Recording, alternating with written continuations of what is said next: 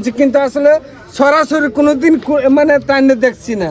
আমারও জন্য সৌভাগ্য, আজকে উনি আমার সাথে কুলাকুলিও করছেন, অনেক এমপি মন্ত্রী হয়েছেন, কিন্তু এভাবে আমার সাথে কুলাকুলি করছেন না। এখন ভোটের সময় না, ভোটের কথা প্রচার নিষেধ আছে। আমি মনে করি আপনারা যারা আছেন, বর্তমানে যারা আছেন, উনি অনেক দূর থেকে আসছেন, উনারও তো কথা আমরা শুনবো, ঠিক না? আর আমরা চা বাগানের মহিলাদের সাথেও কথা বলতে হইব, আমার বাগানবাসীর সাথেও কথা বলতে হইব, একটা পরিবেশ করার আমিও চিন্তা ভাবনা নিব, উনার কাছ থেকে একটা সময় নিতে হইব, একটা পরিবেশ করে আমরা চিন্তা ভাবনা করবো কিভাবে কথা বলা যায়। কেমন এখন কথা হইলো যে উনার কথার অনুপাতে উনার কথা আমরা শুনতাম না, তো সব শুনি, উনার চেহারাটা আমরা দেখতে আমরা খুবই কষ্ট হইতো, ঠিক আছে? এটার জন্য উপরওয়ালার ইচ্ছা, উনার উপরওয়ালারে অনেক অনেক ধন্যবাদ দেয় যে উনারা আপনার কাছে এখন নিজের দিক থেকে আইছেন। আমার অনুরোধ সবার কাছে উনার কথা শুনুন। আর আমরা শ্রমিক পক্ষ থেকে আমরা আরো আছে কথা বলার, ওনারা বলবেন আর আপনারা একটু সুযোগ দেন ওনার কথা বলার। মুসলমান ভাই যারা এখানে আছেন সবাইকে আমি সালাম জানাচ্ছি, এবং আমাদের সনাতনী ধর্মের যারা আছেন সকলকে আমার আদাব এবং আশীর্বাদ জানাচ্ছি। এবং আজকে যারা আপনারা জানেন যে আসন্ন ত্রয়োদশ জাতীয় সংসদ নির্বাচনে হবিগঞ্জ ৪ সোনারঘাট মাধবপুর আসন থেকে আমাকে মনোনয়ন দেওয়া হয়েছে মোমবাতি প্রতীকে। আপনারা জানেন যে রাষ্ট্রের কিছু সাংবিধানিক রুলস আছে, যে কিছু সময় এই মুহূর্তটা যেটা চলছে, যে আমরা এখানে প্রচারণের ক্ষেত্রে কিছু বাধ্যবাধকতা আছে। সঙ্গত কারণে আজকে আমি এসেছিলাম মাজার জিয়ারত করতে।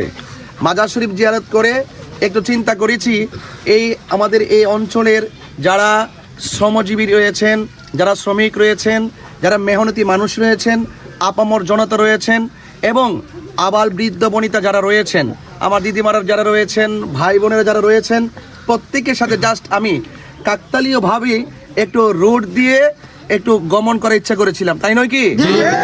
সেই জন্য আমি অত্যন্ত আনন্দিত হয়েছি যে আজকে দাঁড়াগাঁওয়ে আমি এখানে পৌঁছার পর দেখলাম যে আমার মনের অজান্তে, অ্যাকচুয়ালি আমি কিন্তু ভাবিও না যে কোথায় থেকে ওনারা খবর পেয়েছেন আমি এই রাস্তায় ঢুকছি এবং আসতেছি।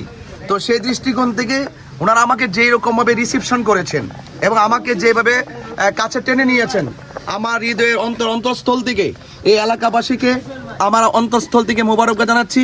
এবং বাগানের যারা চা শ্রমিকরা রয়েছেন এবং বাগানের যারা নেতৃস্থানীয় ব্যক্তিবর্গ যারা রয়েছেন, যারা এই সমাজের সম্প্রীতির জন্য কাজ করে যাচ্ছেন, শান্তির লক্ষ্যে কাজ করে যাচ্ছেন, শৃঙ্খলার জন্য কাজ করে যাচ্ছেন, তাদের প্রত্যেকের যে অ্যাক্টিভিটিস এবং যে উৎসাহ উদ্দীপনা আর নেতৃত্বের যে বহিঃপ্রকাশ আমি লক্ষ্য করেছি, সত্যিকার অর্থেই আমার পক্ষ থেকে আমি আন্তরিকভাবে অভিনন্দন এবং মোবারকবাদ তাদেরকে জানাচ্ছি। এবং আমি এসেছি, আপনারা আমার জন্য খাস করে দোয়া করবেন, আশীর্বাদ করবেন। এবং আমি আমার অন্তঃস্থল থেকে আবারও বলছি যে আমি মানবিক যোদ্ধা হয়ে মানুষের কল্যাণে ধর্ম বর্ণ নির্বিশেষে, দল মত নির্বিশেষে এই দেশের সবাই যে মানুষের কণ্ঠ, নির্যাতিত মানুষের কণ্ঠ, চা শ্রমিকদের কণ্ঠ, সকলের কণ্ঠের সাথে কণ্ঠ মিলিয়ে তাদের দুঃখ দুর্দশা আর বঞ্চনার কথাগুলো রাষ্ট্রযন্ত্রে গুরুত্বপূর্ণ জায়গায় তুলে ধরার জন্যে আমি ওয়াদাবদ্ধ হয়ে প্রতিশ্রুতি গ্রহণ করে আমি আপনাদের মাঝে এসেছি। সেই জন্য আমি আপনারা আমার প্রতি যে দোয়া দিচ্ছেন এবং ভালোবাসা দিচ্ছেন, সেই ভালোবাসার মূল্য, সেই ভালোবাসার প্রতিদান যেন আমি আপনাদের সেবার মাধ্যমে দিতে পারি এবং আপনাদের সুখে দুঃখে পাশে থেকে যেন আমি সব সময় দিন কাটাতে পারি এবং আপনাদের মাঝে যেন সব সময় থাকতে পারি। আপনারা সবাই ইনশাল্লাহ, এই বাংলাদেশ একটি সম্প্রীতি বান্ধব দেশ, এই দেশের সবাই যার যার সহাবস্থানে বাস করবে, এই দেশের সবাই যার যার ধর্ম স্বাধীনভাবে পালন করবে। কিন্তু রাষ্ট্রপক্ষের যত আপার লেবে মানুষ হোক না কেন, তাদেরকে বুঝতে হবে যারা মেহনতি মানুষ তারাও এই দেশের নাগরিক, যারা শ্রমিক তারাও এই দেশের নাগরিক, যারা অন্য ধর্ম যারা পালন করে তারাও এই দেশের নাগরিক। এই জন্য নাগরিকদের যে অধিকার আছে, এই অধিকার প্রতিষ্ঠার লড়াইয়ে মানবিক যোদ্ধা হয়ে আপনাদের ঘরে এসেছি। এই জন্য আপনারা আমাকে আশীর্বাদ দিবেন, দোয়া দিবেন এবং পাশে থাকবেন। এবং আপনাদের জন্য আমার পক্ষ থেকে যতটুকু করে আমি চোখে দেখে আসছি, তো আমি বড় আশ্বাস দিতে অভ্যস্ত নই, আমি বিশ্বাসটাকে খুব প্রাধান্য দিয়ে থাকি। আমরা বিশ্বাসের মাধ্যমে মানুষের মনের ঘরে জায়গা করে নিতে চাই। আমরা কথায় বড় নয়, আমরা কাজে বড় হয়ে মানুষের মনের মণিকোঠায় জায়গা করে নিতে চাই। এই জন্য আপনারা আমাকে সেই সেবা করার, পাশে থাকার সুযোগ দিবেন এবং বারবার আপনাদের মাঝে আসার সুযোগ করে দিবেন।